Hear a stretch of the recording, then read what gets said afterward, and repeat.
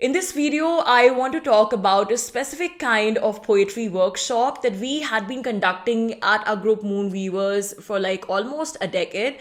And I say the word we had been conducting because we aren't doing those sessions anymore. But in hindsight, those sessions were extremely productive, and it's a unique kind of poetry workshop, which I can say, at the risk of sounding very boastful, I can say that we kind of like devised on our own. Before I start telling you more about this workshop, the good thing is that it's something that you can conduct amongst yourselves. As a poet, you need to just get together a bunch of poets. I would say maximum 10 poets, not more than that. And the sweet spot would be somewhere in between 7 to 8, but not more than 10 poets. You just need a minimum level of commitment to meet once a month. Twice a month would be better. We guys used to actually meet once a week, which requires a great degree of commitment. So I suppose, like I said, once a month or twice a month is fine. And there's no barrier as to what, that all poets should be of a beginner level. All poets should have a similar level in writing.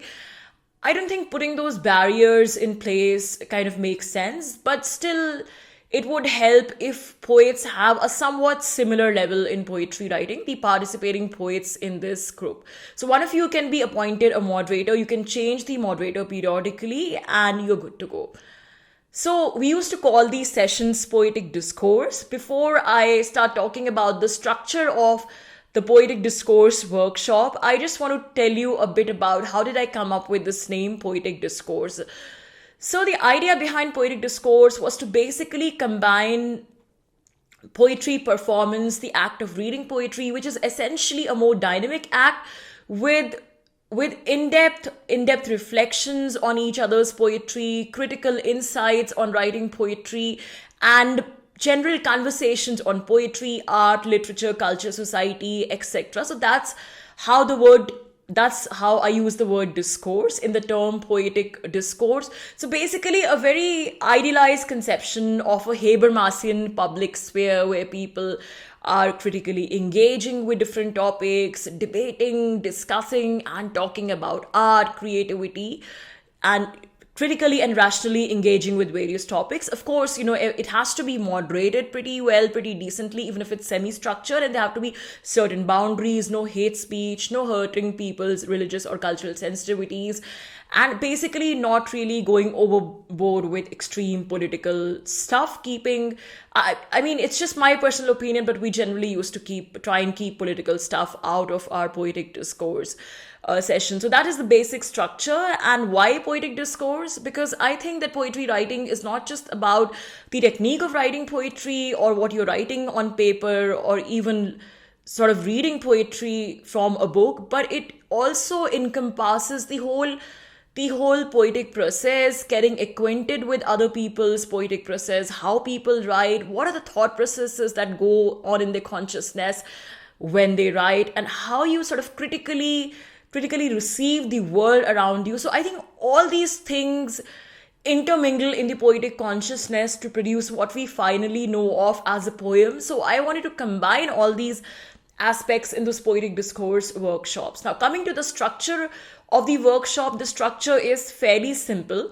All poets should read self-composed poems, and so we go in rounds and rounds, and in each round, every poet reads just one poem so that everybody gets a chance, and then you can sort of keep on repeating the rounds in loops till whatever time you have.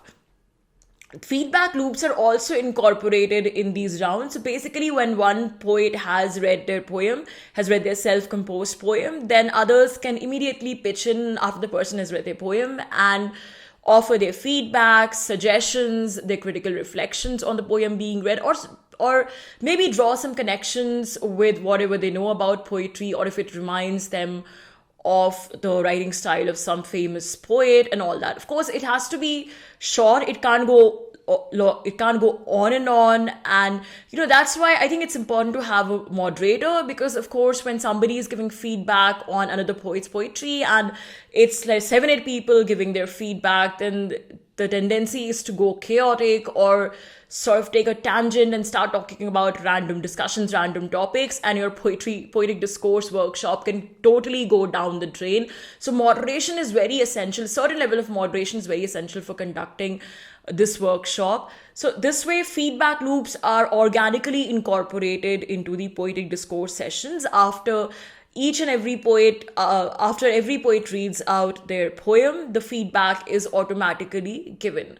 Now, there are many ways of conducting this workshop sort of more in a more methodical fashion. I would say that, for example, if you have 2 hours, 2 hours is quite a bit of time. Then you divide those 2 hours into small chunks of time. You can devote 1 hour to reading poetry and these feedback loops. The other can be devoted to the discourse part, which is basically that you give yourself a topic each time you meet. The topic is distributed prior to the meeting, maybe a week prior to all of you meet, so that people have enough time to research the topic or at least think about it. And it can be something related to poetry, but something related to creativity, human consciousness, basically a slightly broad kind of topic that provokes people to think. For example, poetry in the age of AI, or for example, how digital media or how technology for that matter is changing the way people express themselves emotionally, how it's changing our society, how it's changing people's emotional communication. So what you can do is that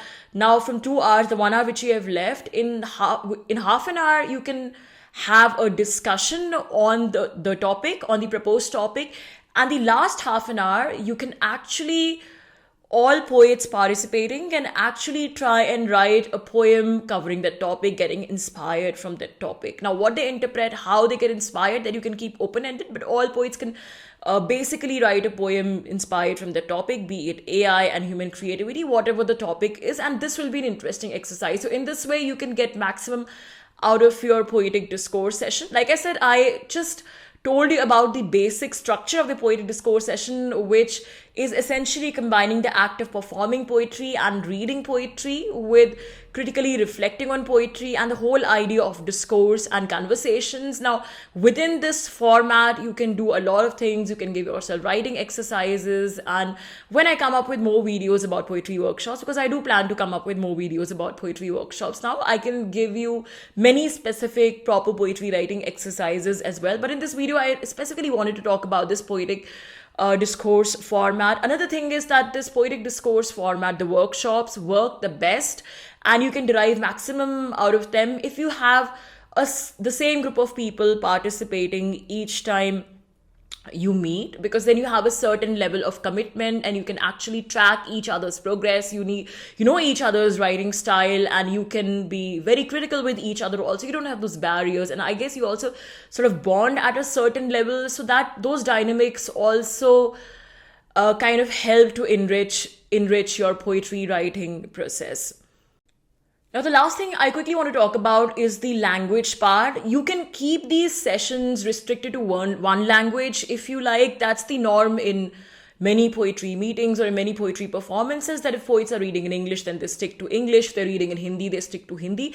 But when I conceptualized the poetic discourse sessions, the idea was to keep it multilingual and to get access to the thought process of other languages as well. So since I'm based in India, where English and Hindi are widely spoken by people and commonly basically a common language base which is understood by many people, so we kept the languages English, Hindi and any other language as long as the poem is accompanied by some kind of a rough translation, either English or Hindi. So like I said, it's totally up to you, but I personally think that getting exposed to poetry in other languages is very important because it really kind of opens up your mind to different cultural nuances, a different way of thinking. Because when you are reading poetry in a different language, even if you're reading the translation as such, it's not just about a different language. It's not just limited to the language, but every language has its own unique architecture of words, has its own unique cultural consciousness, its own unique mode of storytelling, unique imaginative consciousness. Everything changes when you write from one language